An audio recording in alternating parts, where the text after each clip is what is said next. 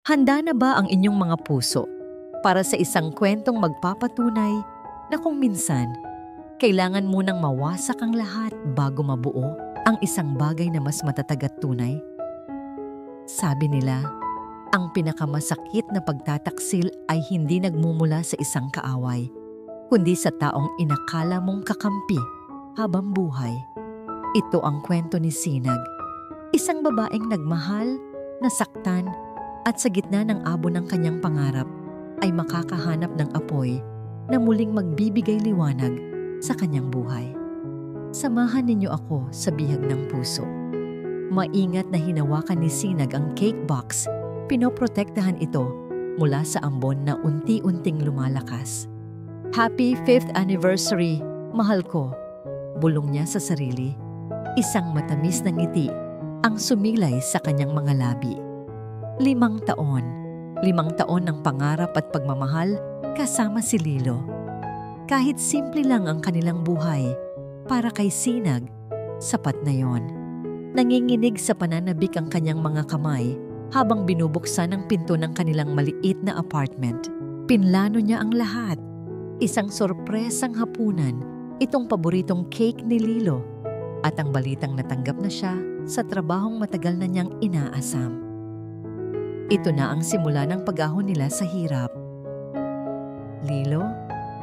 Mahal? Umuwi na ako. Masayang bati niya, ngunit katahimikan lamang ang sumalubong sa kanya.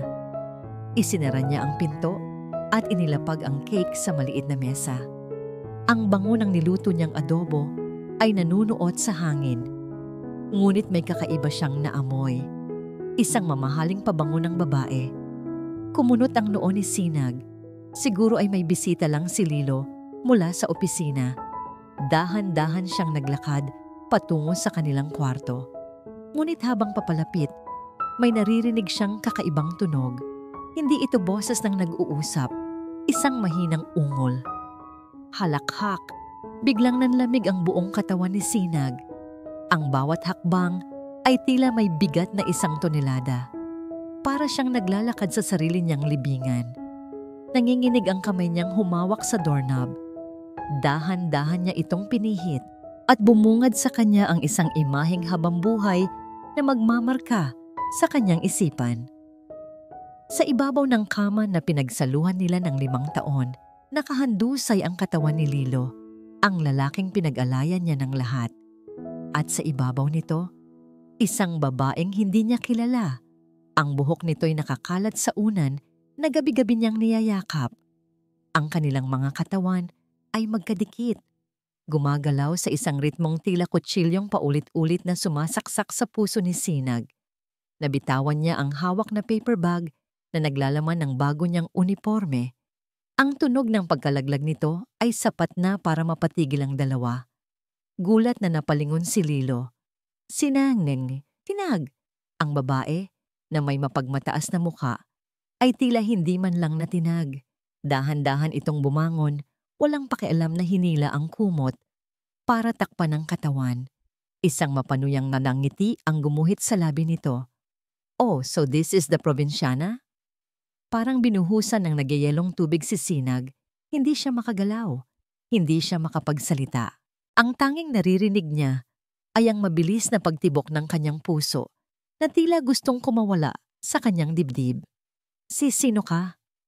Nanginginig na tanong niya, hindi sa babae, kundi kay Lilo. Tumayo si Lilo, nagmamadaling isinuot ang boxer shorts. Sinag, magpapaliwanag ako. Magpapaliwanag. Umalingaw-ngaw ang boses ng babae, si Daya. Ano ang ipapaliwanag mo, Lilo? Na nagsasawa ka na sa amoy kusina na babaeng to? Na kailangan mo ng isang tulad ko para umasenso sa buhay? Hinarap ni Sinag si Lilo, naghihintay ng pagtanggi, ng kahit anong salita na magsasabing kasinungalingan ng lahat. Ngunit ang nakita niya sa mga mata nito ay pagkainis, hindi pagsisisi. Tama na, Sinag.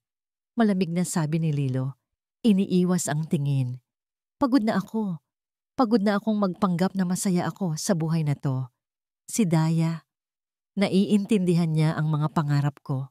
Pangarap? Halos pabulong na, sabi ni Sinag, habang ang mga luha ay nagsimula nang mamuo sa kanyang mga mata. Ang mga pangarap natin? Paano na yon? Itong 5 taon, Lilo, wala lang ba yon sa'yo? 5 taon? Tumawa si Daya. Sweetheart, 5 taon ka lang niyang ginamit. Isang libreng katulong, tagaluto, tagalaba. Pero ako ang magbibigay sa kanya ng posisyon.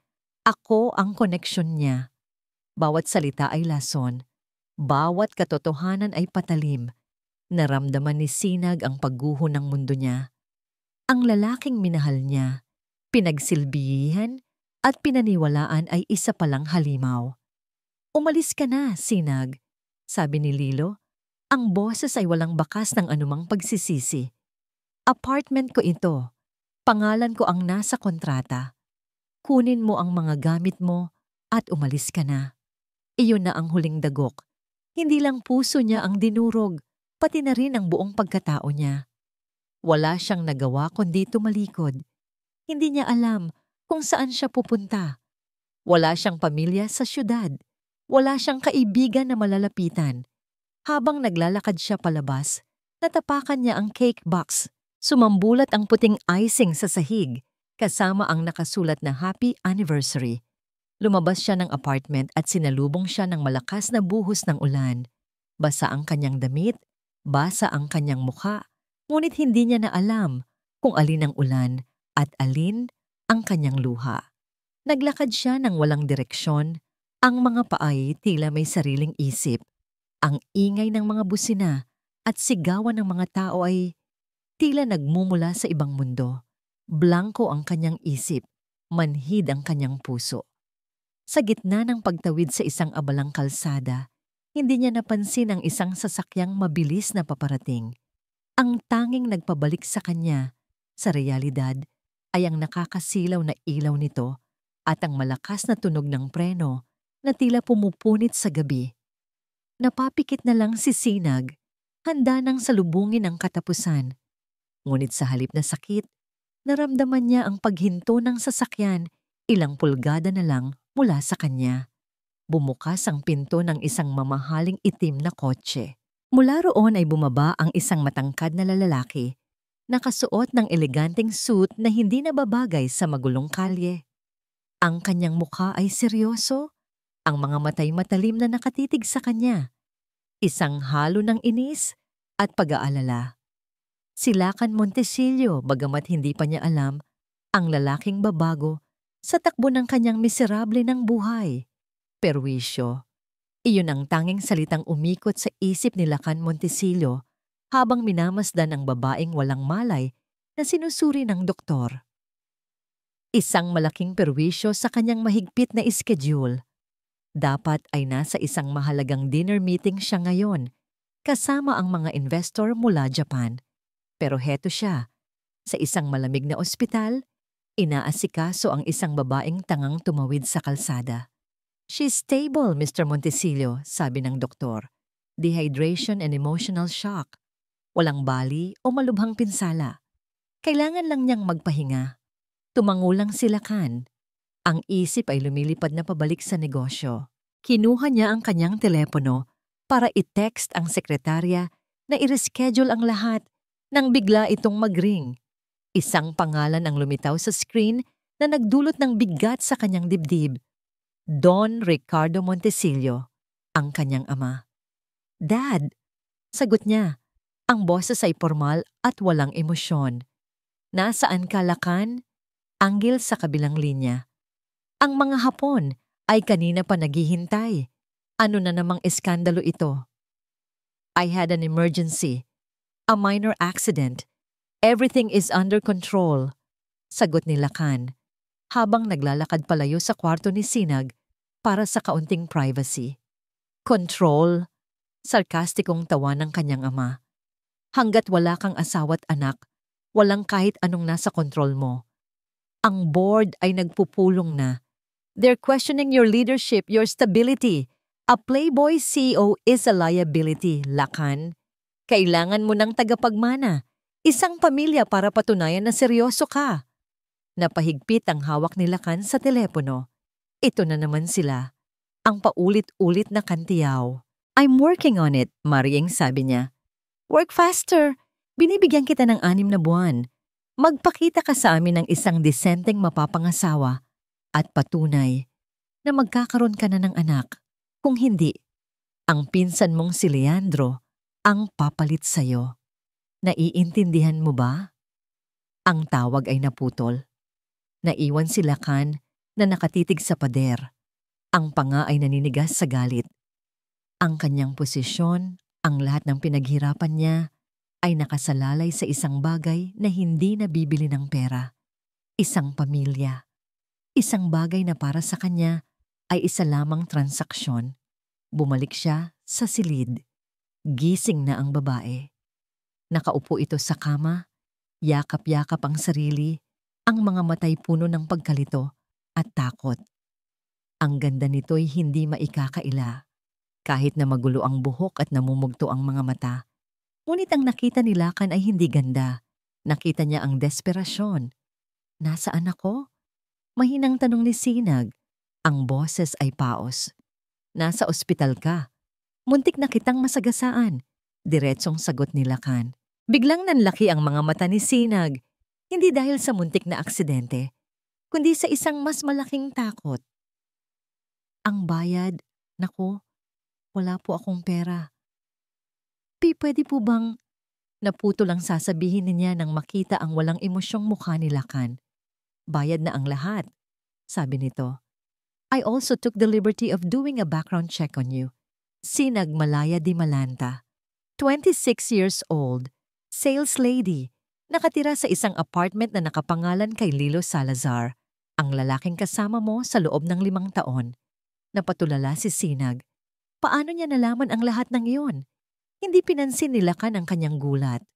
Umupo ito sa silyang katapat ng kama.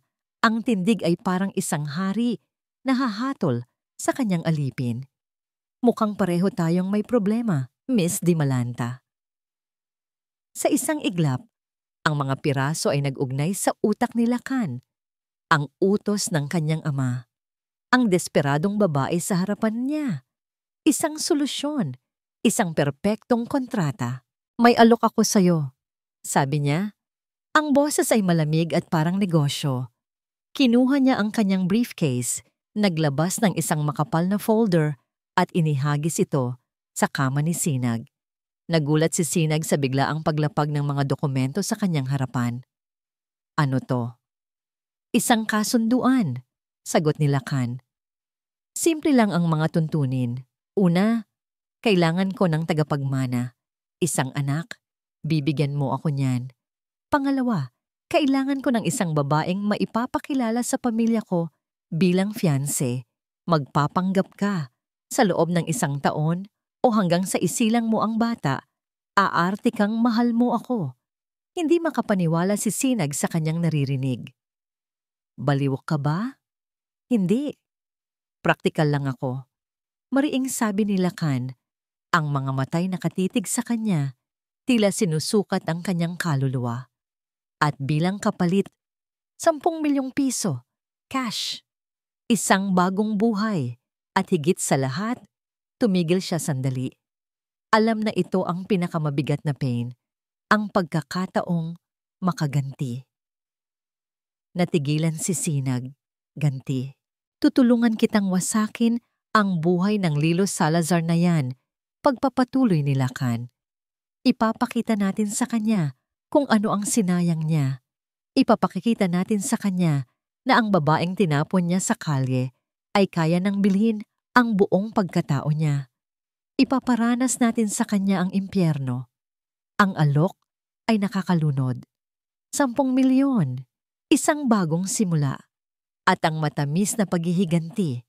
Para sa isang babaeng wala nang natira, ito ay isang barko sa gitna ng rumaragasang bagyo. Nanginginig na kinuha ni Sinag ang pluma na nasa ibabaw ng kontrata. Tumingin siya sa mga mata ni Lacan. Wala siyang makitang awa o simpatya. Ang nakita niya ay isang kapwa-taong desperado, isang taong handang gawin ang lahat para makuha ang gusto. At sa sandaling iyon, naintindihan niya ito. Hinawakan niya ng mahigpit ang pluma. Bago siya pumirma, nagkaroon siya ng isang huling tanong. Ang kanyang boses ay naging matatag sa unang pagkakataon. Nangangako ka ba? Bulong niya. Ang mga matay nagniningas.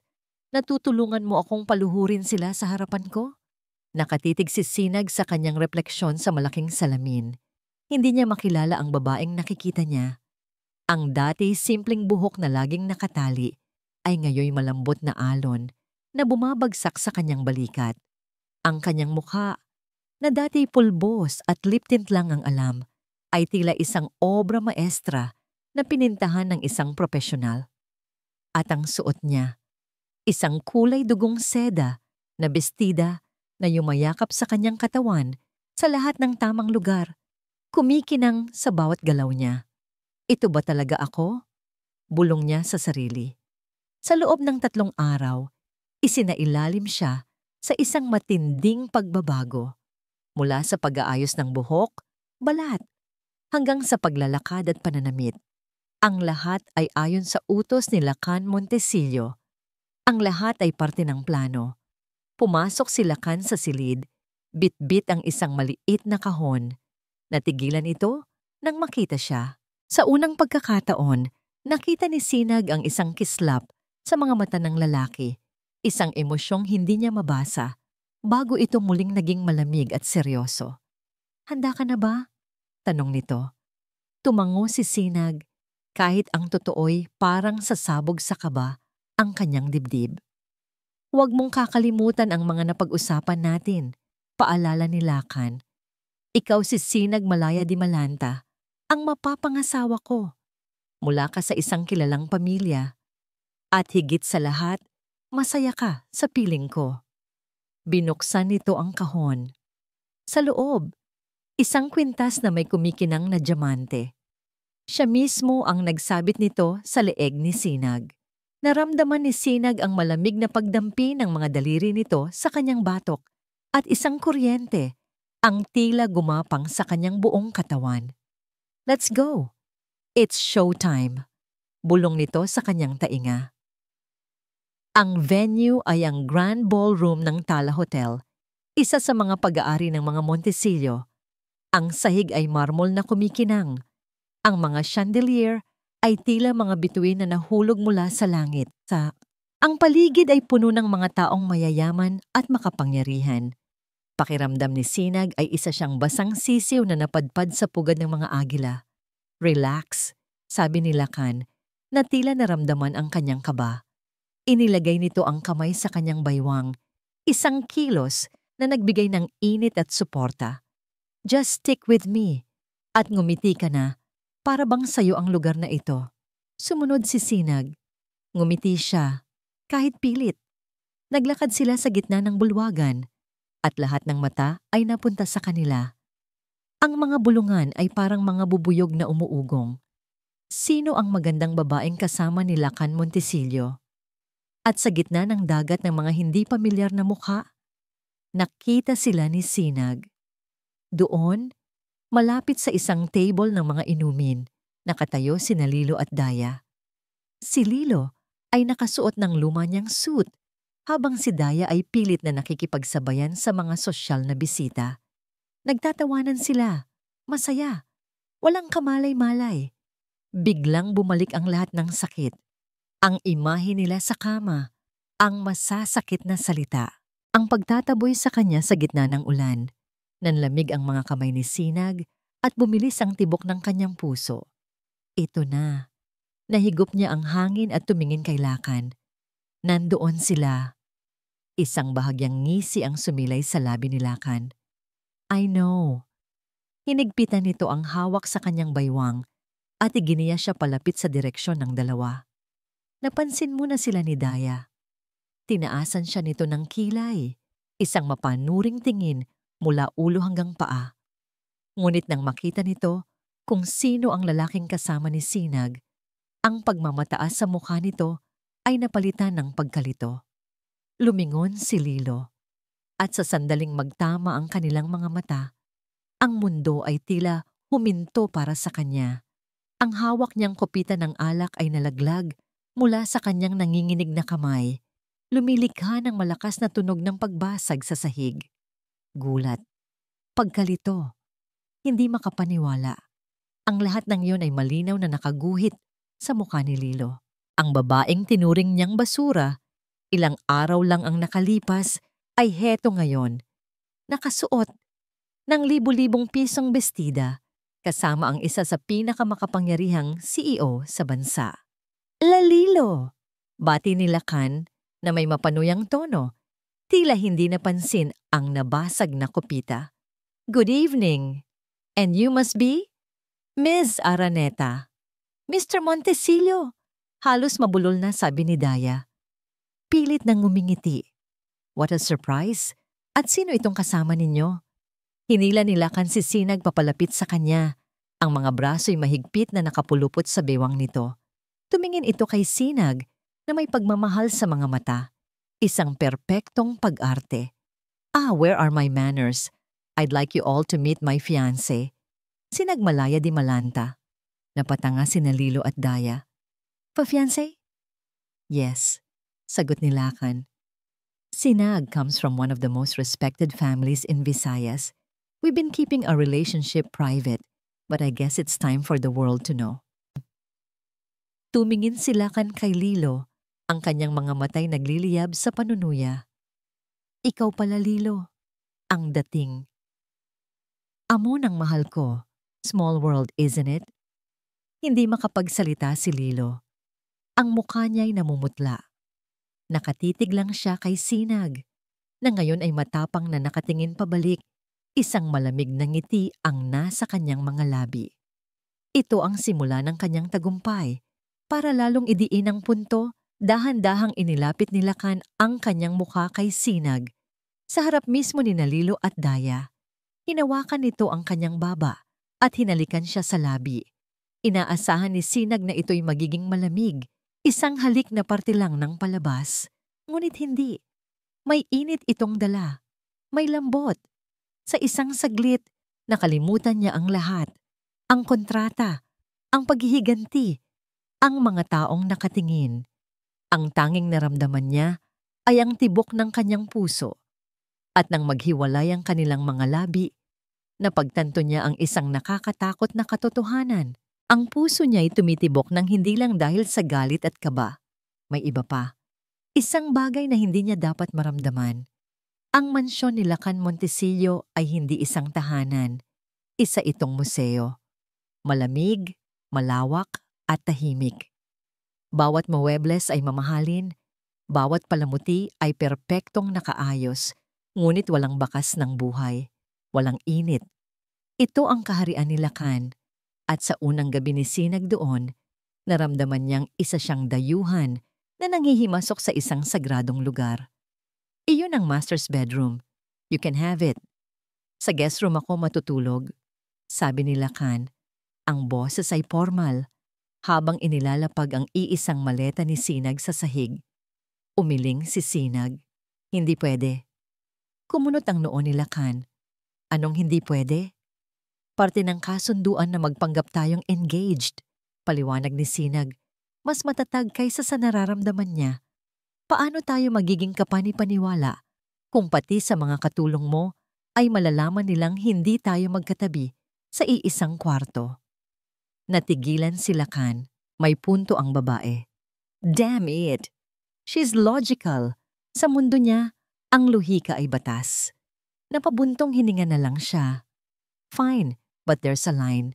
Sa kaliwa ka, sa kanan ako, walang lalampas.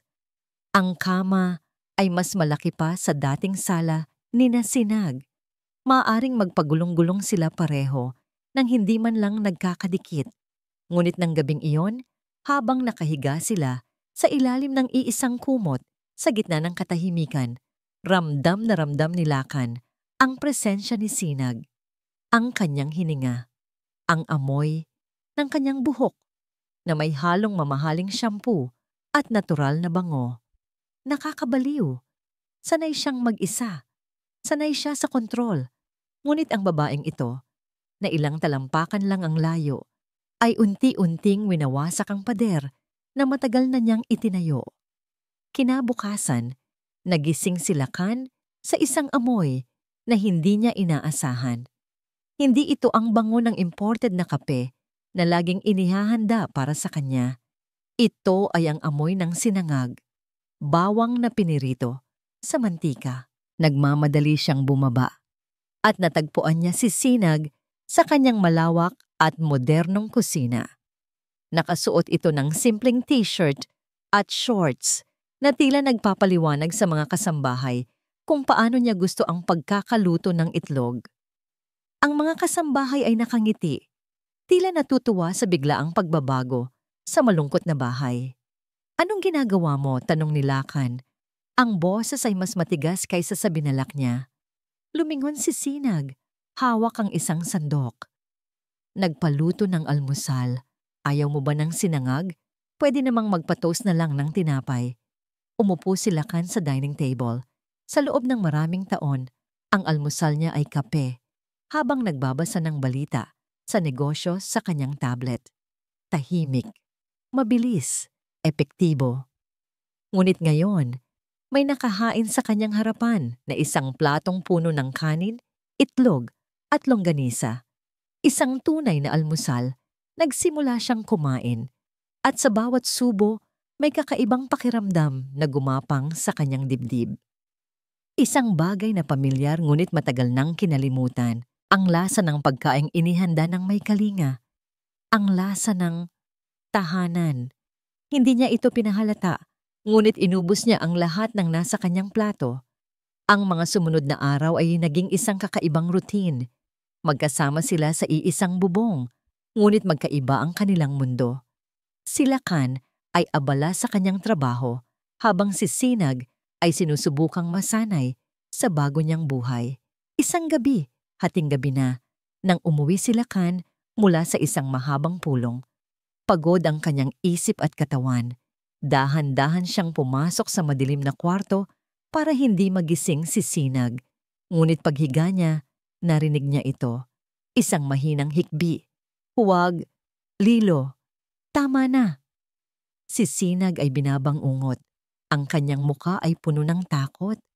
Ang mga kamay ay nakakuyom.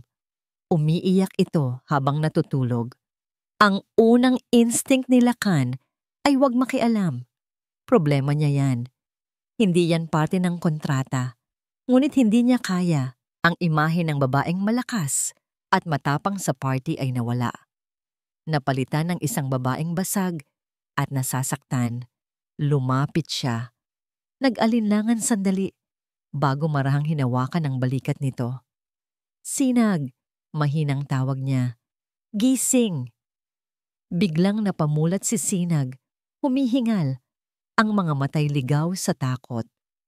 Nang makita niya si Lakan, ang takot ay napalitan ng hiya. Agad siyang tumalikod. "Sorry, nagising ba kita?" Hindi sumagot si Lakan. Sa halip, umupo siya sa tabi nito. "It was just a dream." Lagi na lang, bulong ni Sinag, ang boses ay basag. Paulit-ulit. Sa isang iglap, nawala ang CEO. Nawala ang business partner. Ang natira ay isang lalaking nakakita ng tunay na sakit. Hindi niya alam kung ano ang nag-udyok sa kanya. Ngunit ginawa niya ang isang bagay na hindi niya kailanman ginagawa. Inabot niya si Sinag at niyakap ito mula sa likod.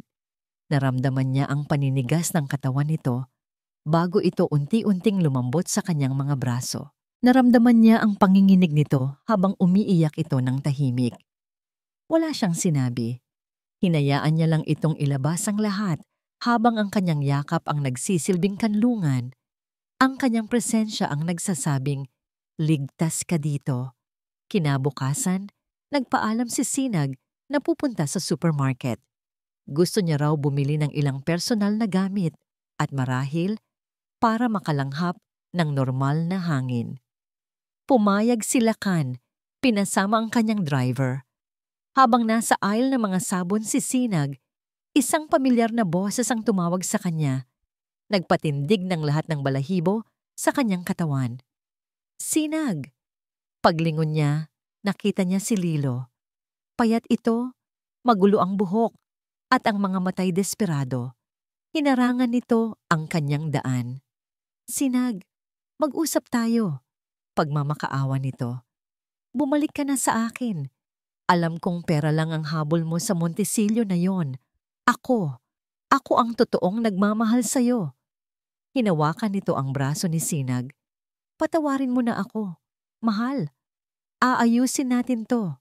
Ngunit sa likod ng nagmamakaawang mga salita, nakita ni Sinag ang tunay na kulay sa mga mata nito.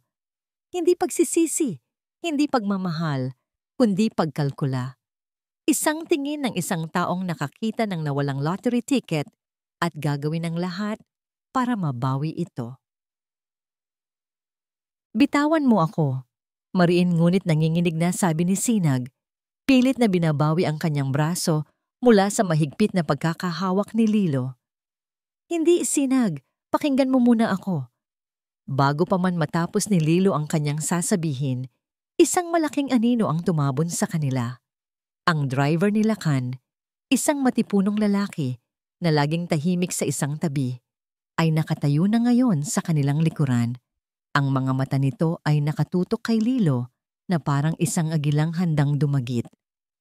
May problema po ba, ma'am? Tanong ng driver.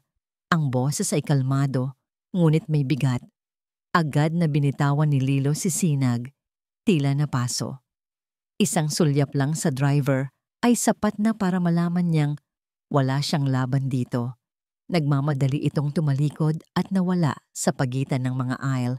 Nanginginig na naiwan si Sinag. Ang lahat ng tapang na ipinakita niya sa party ay biglang gumuho. Ang pagtatagpo na yon ay nagpaalala sa kanya kung gaano siya naging kahina-hina sa kamay ni Lilo. Tahimik lang ang naging biyahe nila pabalik. Pagdating sa mansyon, dumiretso si Sinag sa kwarto. Hindi niya namalayan na maagang umuwi si Lacan at nakita nito ang lahat.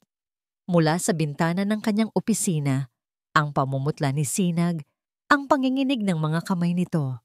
Sinundan niya ito sa kwarto. Naabutan niya itong nakaupo sa gilid ng kama, nakatingin sa kawalan. Anong nangyari? Tanong ni Lacan. Ang boses ay walang emosyon, ngunit ang mga matay matalim. Hindi sumagot si Sinag. Ayaw niyang magsuplong. Ayaw niyang magmukhang mahina. Nakita ko siya. Pag-amin niya sa huli. Si Lilo. Isang ugat ang lumitaw sa sentido ni Lacan. Hindi ito nagsalita.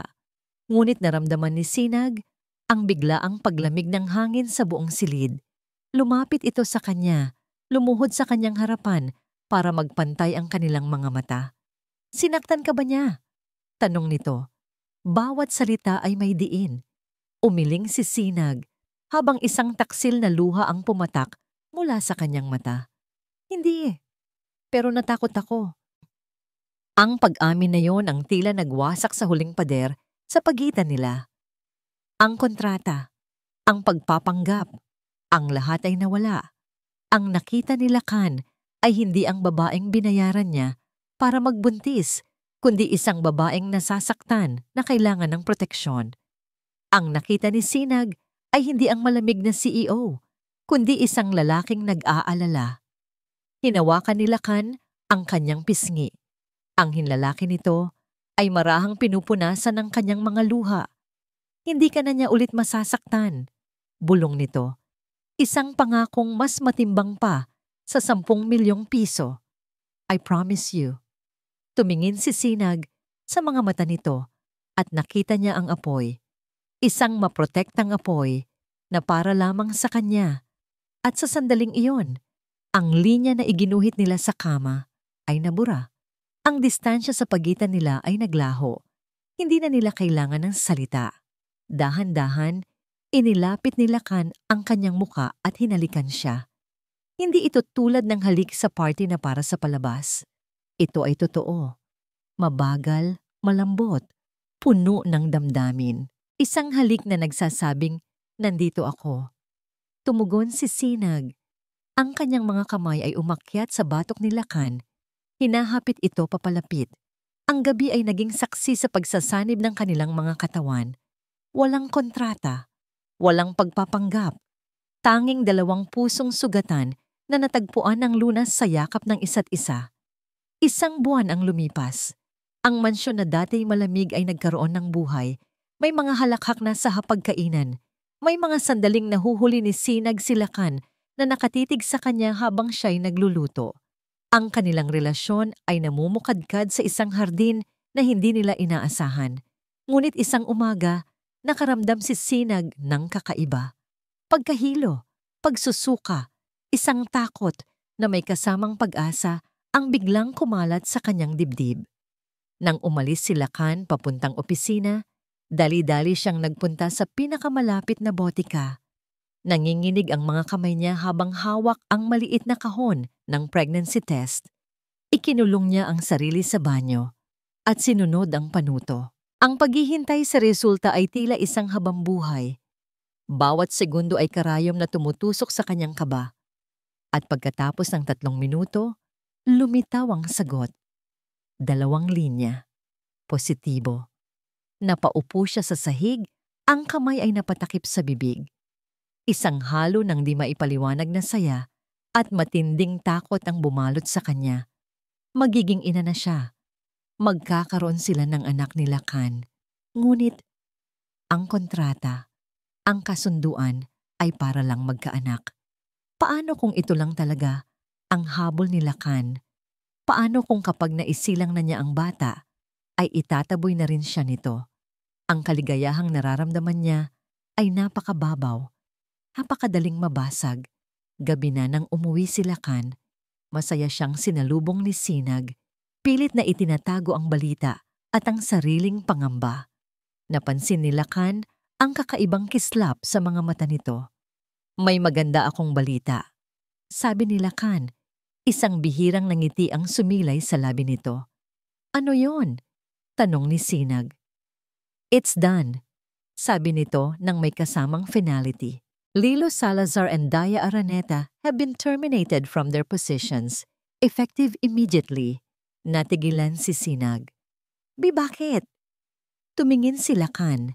Nang diretso sa kanyang mga mata, ang nangiti ay nawala at napalitan ng isang seryosong ekspresyon na nagpatibok ng malakas sa kanyang puso. Because they insulted my wife. Ang salitang asawa ay tumatak sa isip at puso ni Sinag. Hindi fiancé, kundi asawa. Ang kaligayahang naramdaman niya kanina ay bumalik. Mas matindi, mas totoo. Ito na. Sila na. Sa gitna ng kanyang kaligayahan, biglang nag-ring ang kanyang cellphone. Isang unknown number. Nag-aalangan man ay sinagot niya ito. Hello? Isang pamilyar na tawa ang narinig niya mula sa kabilang linya. Isang tawang puno ng lason at kabaliwan. Si Daya. Akala mo nanalo ka na, Sinag? Halakhak nito. Akala mo sa'yo na ang lahat? Ha? Hindi mo kilala ang demonyong kinakasama mo. Nanlamig ang buong katawan ni Sinag. Alam ko ang pinakatatagong sikreto ni Lakan Montecillo.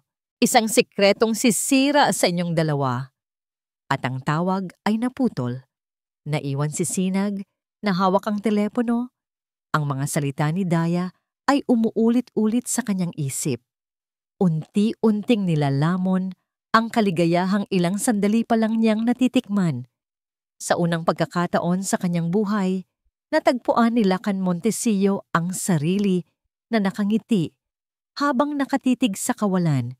Ang isip niya ay wala sa mga numero at kontratang nasa kanyang harapan, kundi nasa bahay. Nasa babaeng naghihintay sa kanya roon. Sinag. Ang pangalan pa lang nito ay nagdudulot na ng liwanag sa kanyang malamig na mundo. At ang magiging anak nila, ang ideya ay parehong nakakatakot at nakakapanabik. Ang kapayapaang ito ay biglang nabasag nang pumasok ang kanyang sekretarya. Bit-bit ang isang ordinaryong brown envelope na walang pangalan ng nagpadala. Sir, this was delivered by a courier. It's marked urgent and personal, sabi nito.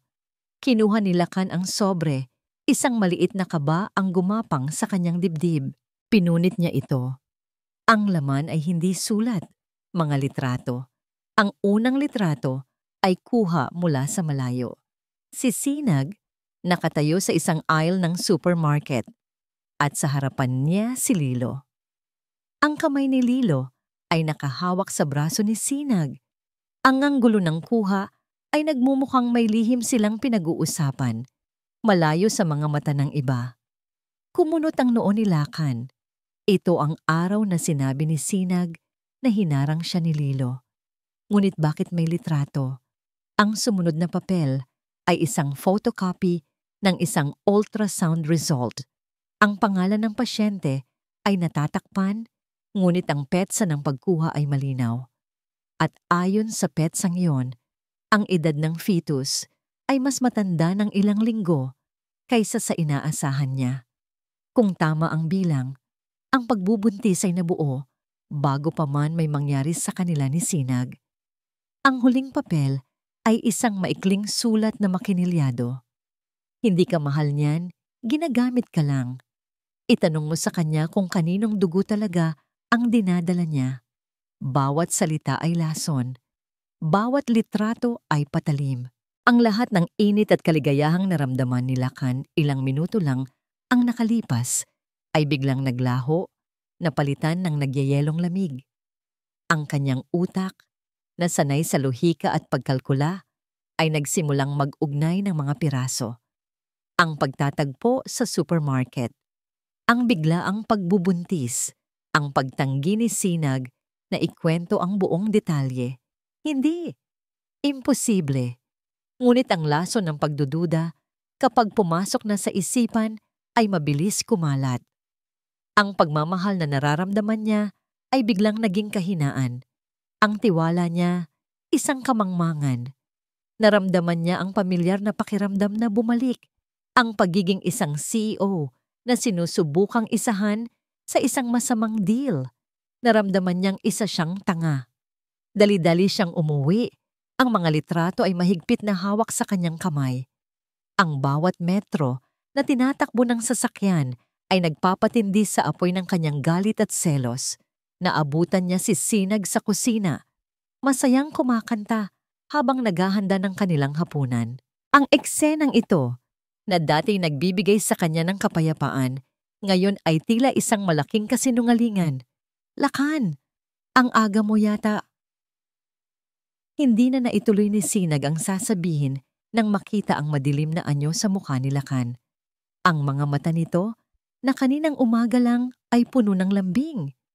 Ngayon ay 2 piraso ng yelo. Walang salitang inihagis ni Lakan ang envelope sa kitchen counter. Nagkalat ang mga litrato at papel.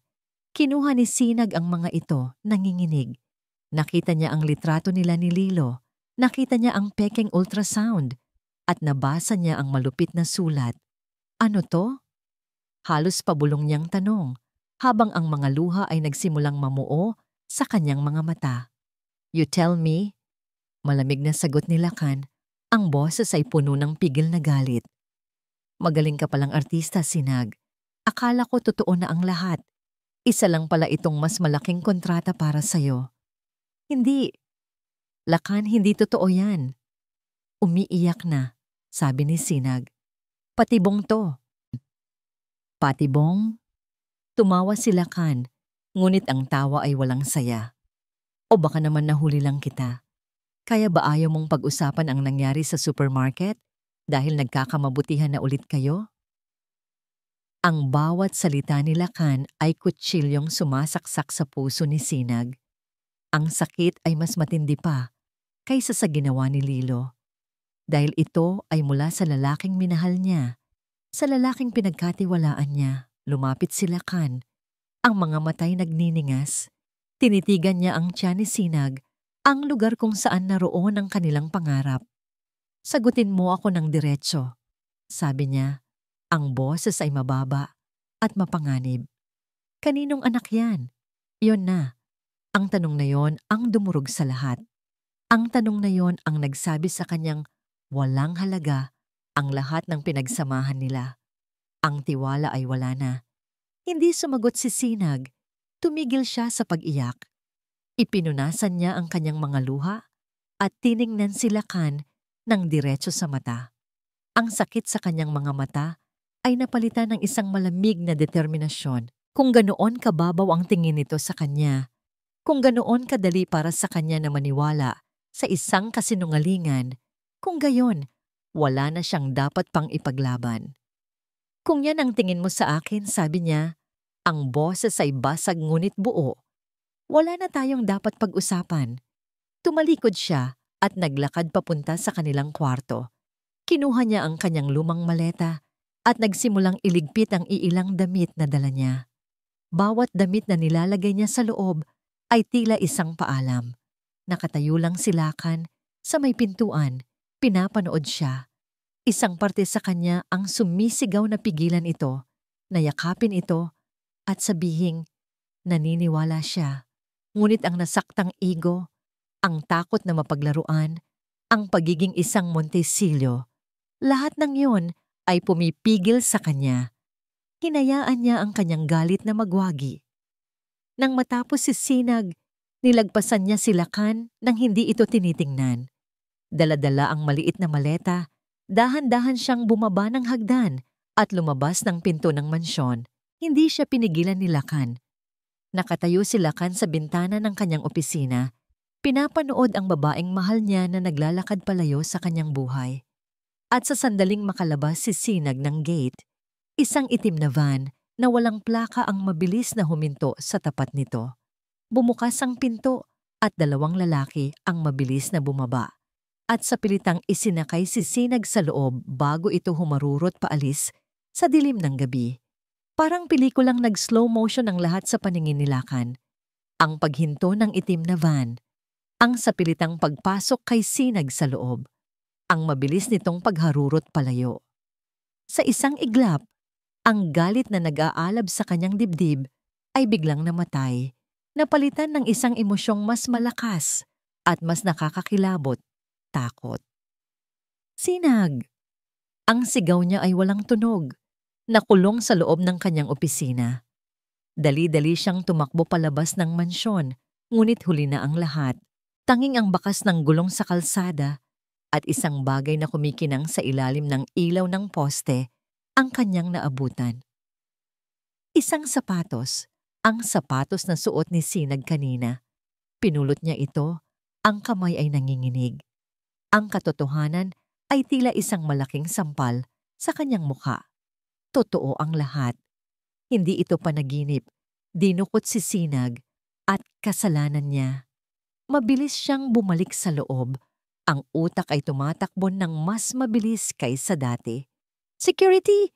Get me the CCTV footage from the main gate, now! Sigaw niya sa intercom. Sa control room, pinanood niya ang paulit-ulit na replay ng pangyayari. Ang itim na van na walang plaka, ang dalawang lalaking nakamaskara, ang walang kalaban-laban na si Sinag. Bawat segundo ng video ay tila isang kutsilyong lalong bumabaon sa kanyang puso. Ang kanyang pagmamataas, ang kanyang selos, ang kanyang katangahan. Lahat ng iyon ang nagtulak kay Sinag palabas ng pinto, palabas sa panganib. Siya ang may gawa nito. Biglang nagring ang kanyang cellphone, isang unknown number. Ang kanyang puso ay kumabog ng napakabilis. Sinagot niya ito. Hello? Mr. Montesillo, nag-enjoy ka ba sa palabas? Isang pamilyar na boses. Isang boses na puno ng kayabangan at galit. Lilo. Nasaan si Sinag? Sigaw ni Lakan. Ang bawat salita ay puno ng bagsik. Kapag may nangyaring masama sa kanya, papatayin kita. Isang tawa ang narinig niya sa kabilang linya. Relax ka lang, CEO. Buhay pa naman ang asawa mo at ang anak ninyo. Ang pagdidiin sa mga salita ay puno ng panunuya. Pero hindi ko masisiguro kung hanggang kailan. Anong kailangan mo? Mariing tanong ni Lakan. Pilit na pinapakalma ang sarili. Kailangan niyang mag-isip ng malinaw. Simple lang, sabi ni Lilo. Ang buhay na kinuha mo sa akin, ang pera na dapat ay sa akin. 50 million pesos, Lakan, cash. At ang posisyon ko pabalik sa kumpanya with a promotion. Kapalit ng buhay ng mag-ina mo. 50 milyon. Halos wala lang yun kay Lakan. Ibibigay niya ang buong kumpanya kung kinakailangan. At isa pa, Dagdag ni Lilo na tila nahulaan ang kanyang iniisip. Walang pulis. Isang maling galaw mo lang, Lakan. Ibabalik ko sa'yo si Sinag ng malamig na. Maliwanag? Saan ko dadalhin? Tanong ni Lakan. Maghintay ka sa tawag ko at siguraduhin mong mag-isa ka lang. Ang tawag ay naputol. Naiwan si Lakan sa gitna ng control room, napapaligiran ng mga monitor na nagpapakita ng iba't ibang anggulo ng kanyang walang lamang mansyon. Ang bahay na dati simbolo ng kanyang kapangyarihan ngayon ay tila isang malaking kulungan. Sa sandaling iyon, lahat ng pagdududa niya kay Sinag ay naglaho na parang bula. Ang mga litrato, ang peking ultrasound, naintindihan na niya ang lahat. Isang patibong, isang masamang plano na ginawa ni Lilo at Daya para paghiwalayin sila. At siya, ang napakatalinong si Lakan Montecillo, ay nahulog dito ng buong buo. Naalala niya ang mga yakap ni Sinag, ang lasa ng luto nito, ang paraan ng pagtawa nito, ang pag-aalala sa mga mata nito, ang pagmamahal. Totoo ang lahat ng yon at itinaboy niya ito. Isang matinding pagsisisi ang bumalot sa kanya, mas masakit pa sa kahit anong sugat. Hindi na mahalaga ang anak, hindi na mahalaga ang kontrata. Si Sinag. Si Sinag lang ang kailangan niya. Ang babaeng nagturo sa kanya kung paano muling magmahal. Hindi na siya nag-aksaya ng panahon. Tinawagan niya ang kanyang pinagkakatiwalaang head of security, isang dating military man. I need you to trace a number, find a location, no police involvement, do whatever it takes. Habang hinihintay ang impormasyon, nagsimula siyang maghanda. Nagbukas siya ng isang vault na nakatago sa likod ng isang painting sa kanyang opisina. Sa loob, hindi lang pera. Kumuha siya ng isang maliit na baril, isinuksok ito sa likod ng kanyang baywang.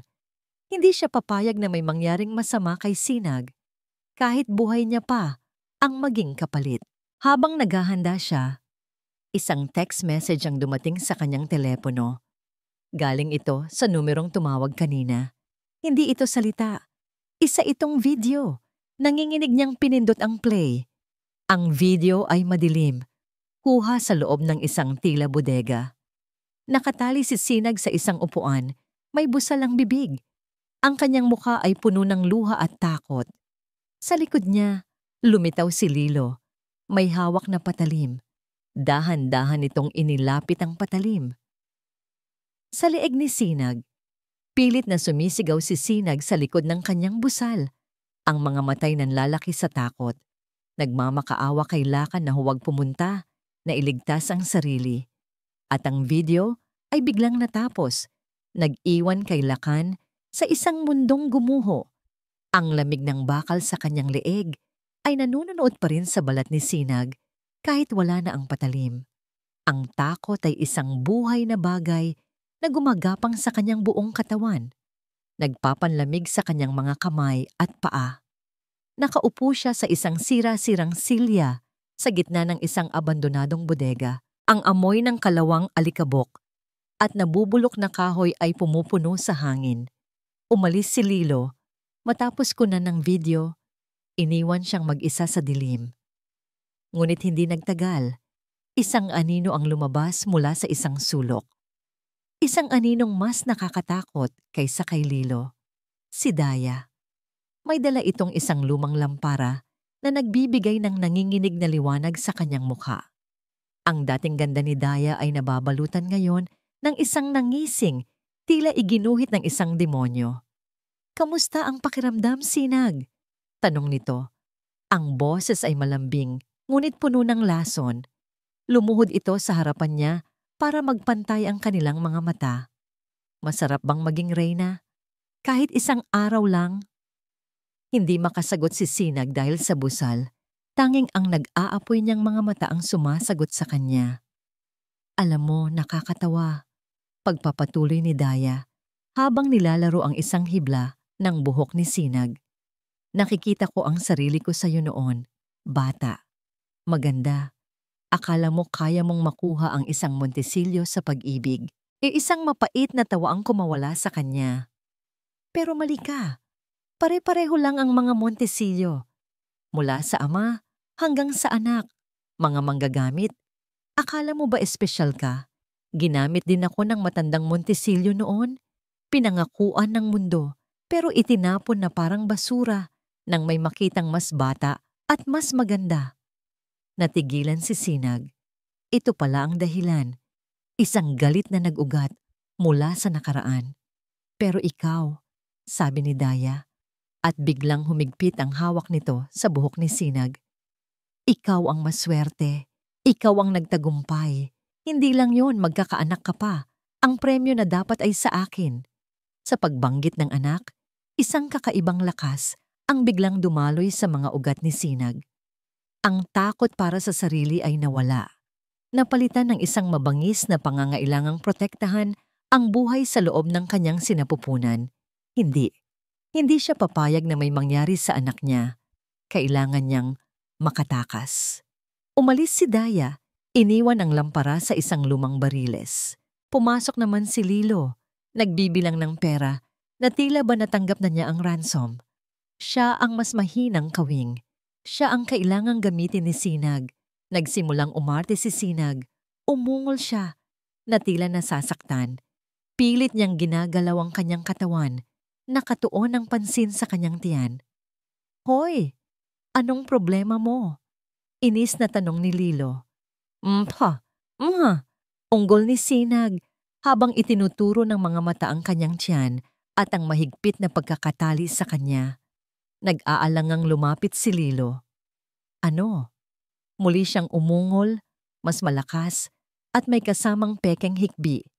Ginawa niya ang lahat para magmukhang totoong-totoo ang kanyang paghihirap. Lilo, parang awa mo na. Sabi niya sa likod ng busal. Ang boses ay garalgal. Ang tiyan ko, masakit. Masyadong mahigpit ang tali. Baka mapano ang bata. Natigilan si Lilo. Ang bata. Ang alas nila laban kay Lakan. Kung may mangyari dito, wala silang makukuhang pera. Nag-aalangan man, lumapit ito at kinalagan ng bahagya ang lubid sa may baywang ni Sinag. Hindi sapat para makawala, pero sapat na para bigyan siya ng kaunting espasyo. Iyon lang ang kailangan niya. Ilang sandali pa, isang malakas na tunog ng humaharurot na sasakyan ang narinig nila mula sa labas, na sinundan ng nakakabinging pagpreno. Anak nang, nandito na siya. Sigaw ni Lilo, halatang kinakabahan. Pumasok si Daya, ang mga matay nagliliyab sa pananabik. Magaling! Oras na para sa huling akto. Isang malakas na kalabog ang yumanig sa malaking pintuan ng bodega. Pagkatapos ng ilang sunod-sunod na sipa, bumukas ito. At mula sa liwanag sa labas, pumasok si Lakan. Mag-isa. Ang suot nitong suit ay gusot, ang muka ay puno ng galit, pag-aalala, at pagsisisi. Nagtagpo ang kanilang mga mata ni Sinag sa gitna ng tensyon, sa isang tingin na iparating nila ang lahat, ang paghingi ng tawad, ang pangungulila, ang pagmamahal. Lakan! Sigaw ni Sinag sa likod ng busal. Nandito na ang pera.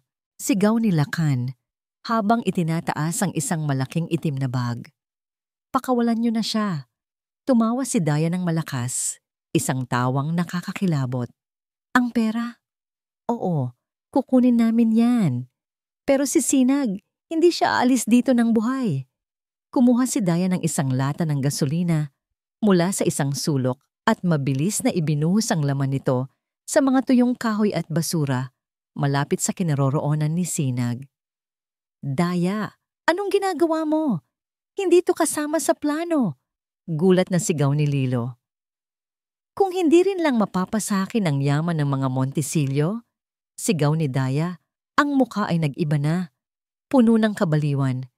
Magsama-sama na lang tayo sa impyerno.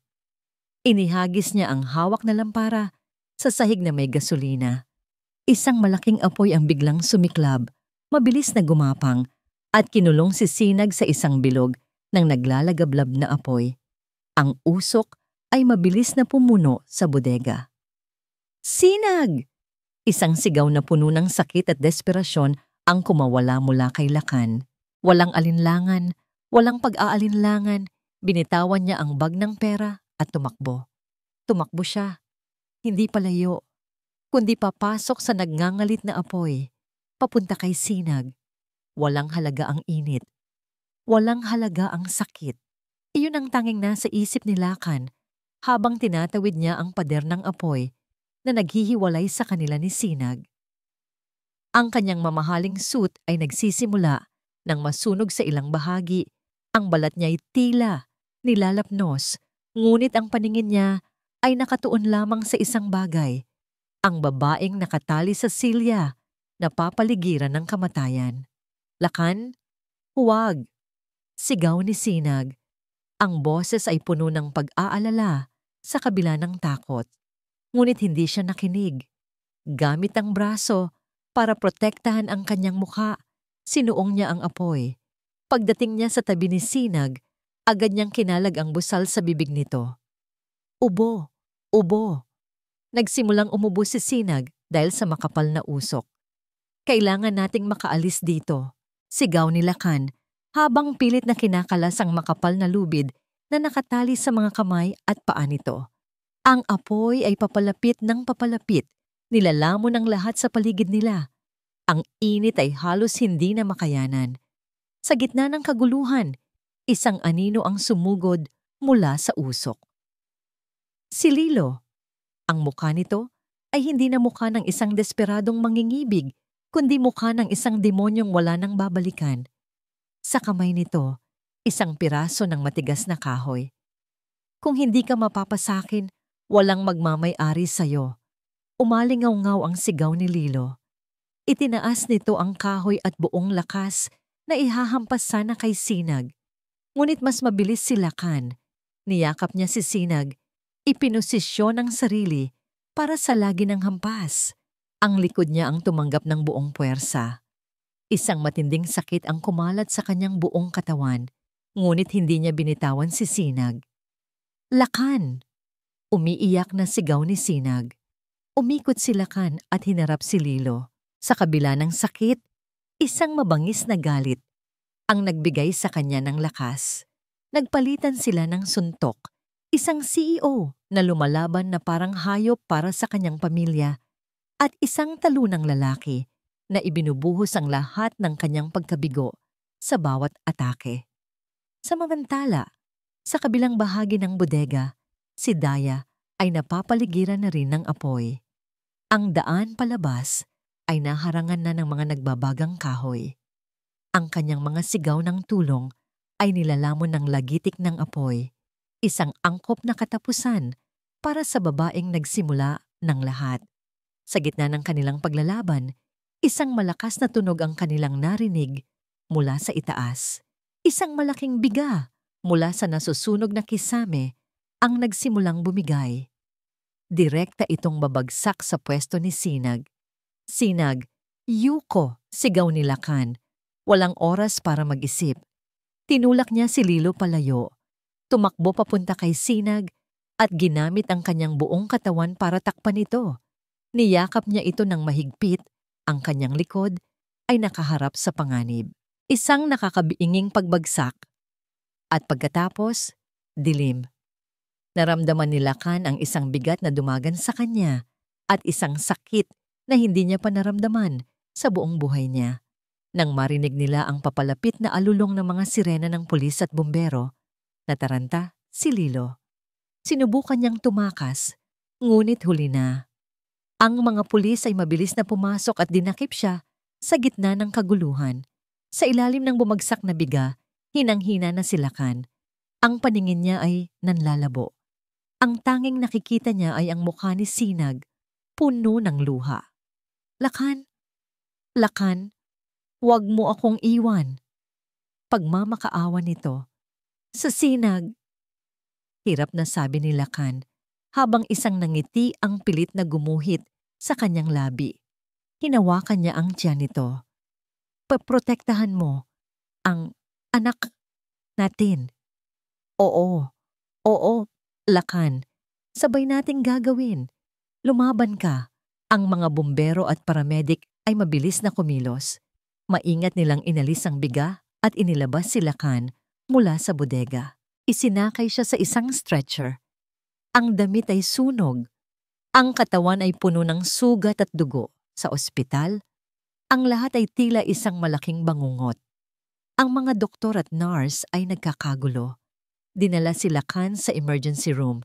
Naiwan si Sinag sa labas, nanginginig, yakap-yakap ang sarili, habang ang usok at dugo ay nakadikit pa rin sa kanyang damit. Ang bawat segundo ng paghihintay ay isang walang katapusang pagdurusa. Pagkalipas ng tila 100 taon, lumabas ang isang doktor mula sa operating room. Tinanggal nito ang kanyang maskara. Ang mukha nito ay pagod at malungkot. Lumapit si Sinag. Ang puso ay halos tumalon palabas ng kanyang dibdib. "Dok, kamusta po siya?" "Okay lang po siya, di ba?" Tumingin ang doktor sa sahig, hindi makatingin ng diretso kay Sinag. Huminga ito ng malalim. "Ginawa na po namin ang lahat ng aming makakaya, ma'am," sabi ng doktor. Ang boses ay puno ng awa. Masyadong malala ang pinsala. Internal bleeding, multiple fractures, third-degree burns.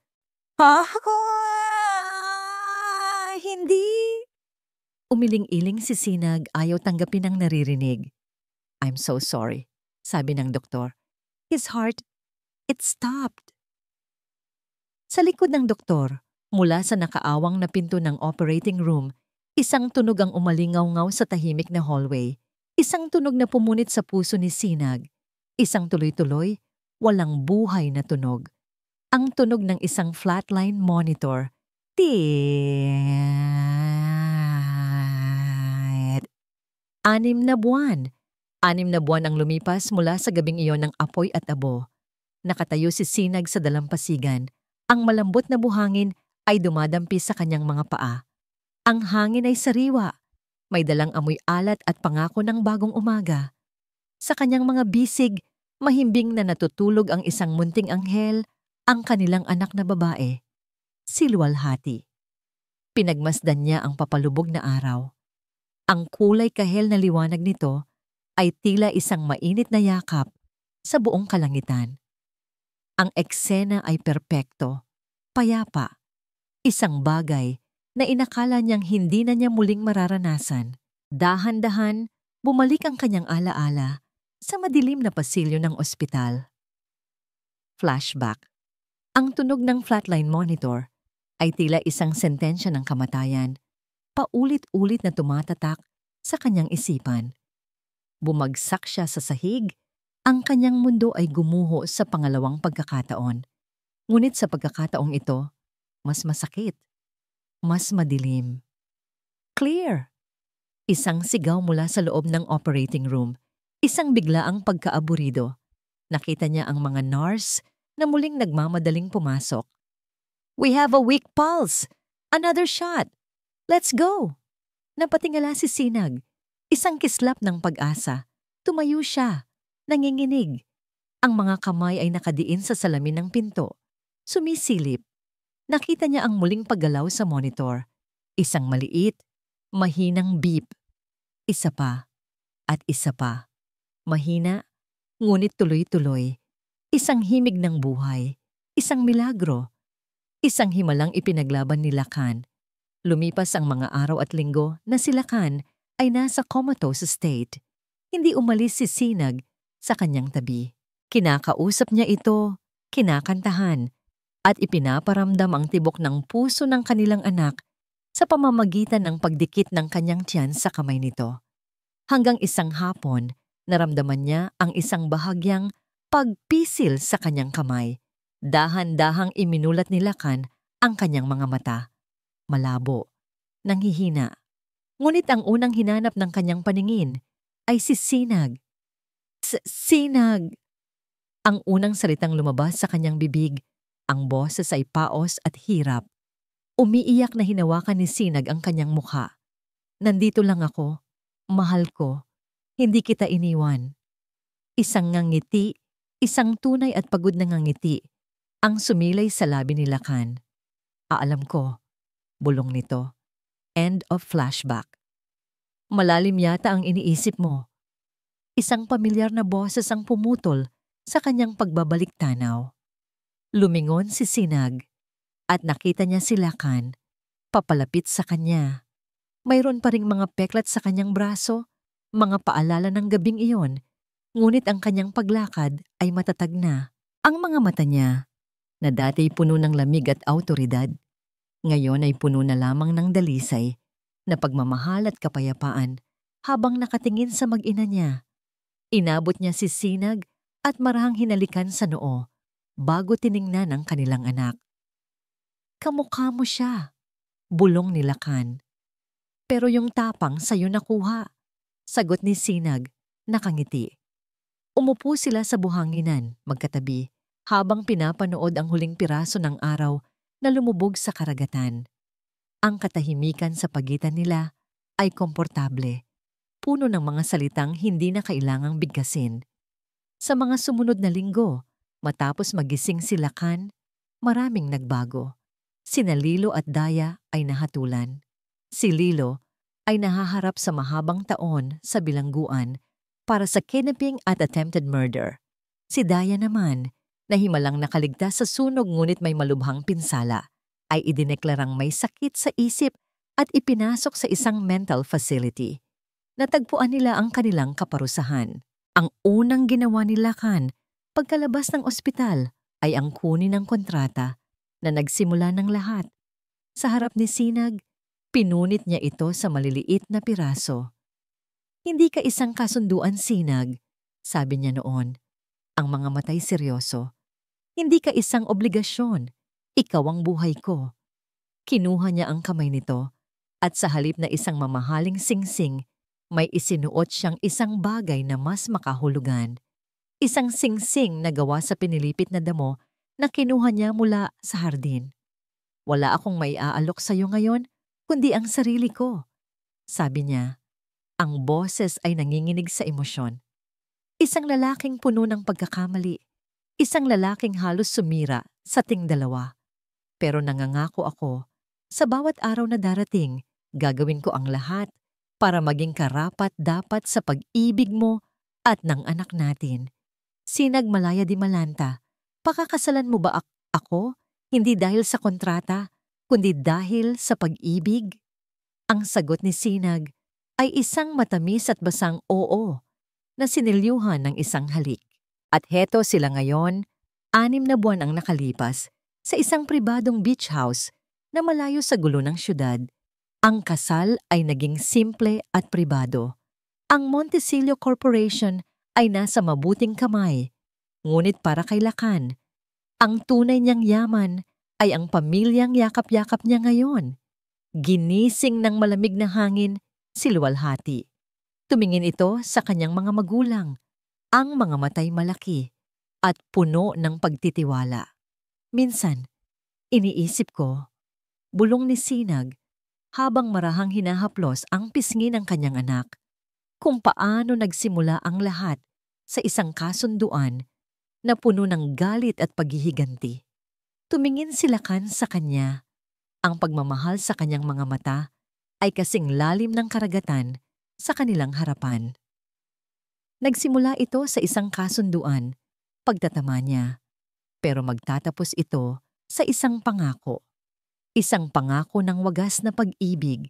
Hinapit niya ang kanyang mag-ina papalapit, at sa ilalim ng mga unang bituin na lumitaw sa langit, 3 puso ang sabay-sabay na tumibok bilang isa, bilang ang tia ng araw at ang kanyang mahal na pinuno ay natagpuan ang kanilang tunay na kalayaan sa isa't isa.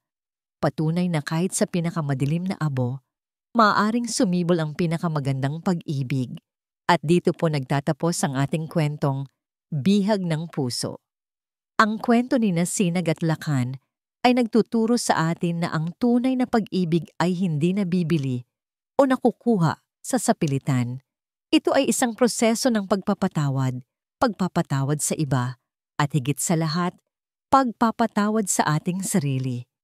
Ipinakita sa atin na ang paghihiganti ay maaaring magbigay ng panandaliang kasiyahan, ngunit ang sakripisyo at pag-unawa, ang tunay na naghihilom sa mga sugat ng puso. At higit sa lahat, ang isang buhay, isang anak, ay hindi kailanman isang kasangkapan, kundi isang biyaya na may kakayahang baguhin ang lahat. Maraming pong salamat sa inyong walang sawang pagsubaybay at pakikinig. Sana po ay nabigyan namin kayo ng aral at inspirasyon sa kwentong ito. Ano pong masasabi ninyo sa naging kapalaran ni Sinag at Lakan? At anong klaseng kwento naman ang gusto ninyong marinig sa susunod? I-comment nyo lang po sa ibaba at lagi po naming binabasa ang inyong mga suhestiyon. Hindi dito nagtatapos ang ating paglalakbay. Marami pa pong kwentong kasing ganda at mas puno ng aral dito sa aming channel. Kung nagustuhan nyo ang kwentong ito, i-like, i-share sa pamilya at mga kaibigan, at mag-subscribe na rin para lagi kayong updated sa mga susunod pa naming kwento. I-click nyo ang notification bell para kayo ang unang makarinig kapag may bago kaming upload. Pagpalain po kayo ng Panginoon, kayo at ang inyong buong pamilya. Hanggang sa muli.